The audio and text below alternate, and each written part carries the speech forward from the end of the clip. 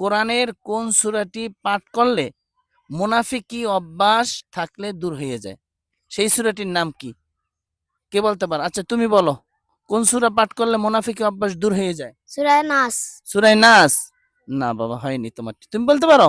সূরা ইয়াসিন। সূরা ইয়াসিন পাঠ করলে মুনাফিকি অভ্যাস দূর হয়? না, হয়নি। আচ্ছা দেখি তো তুমি বলতে পারো কিনা।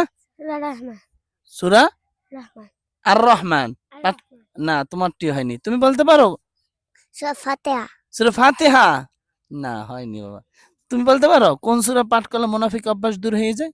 আলহামদুলিল্লাহ। আলহামদুলিল্লাহ। ওই ফাতিহা আর আলহামদুলিল্লাহ একই। আচ্ছা তোমারটি হয়নি। আচ্ছা তুমি বলতে পারো কোন সূরা পাঠ করলে মুনাফিকি অভ্যাস দূর হয়ে যায়? অপশন দি, সূরা ইয়াসিন, সূরা আর রহমান, সূরা ইখলাস, সূরা কাউসার। সূরা ইখলাস। সূরা ইখলাস? সূরা ইখলাসের শুরু কি বলতে পারো? কুল হু আল্লাহ। সূরা ইখলাস কি?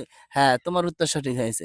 সূরা ইখলাস পাঠ করলে মুনাফিকি অভ্যাস দূর হয়ে যায়। শুকরান, জাযাকাল্লাহ।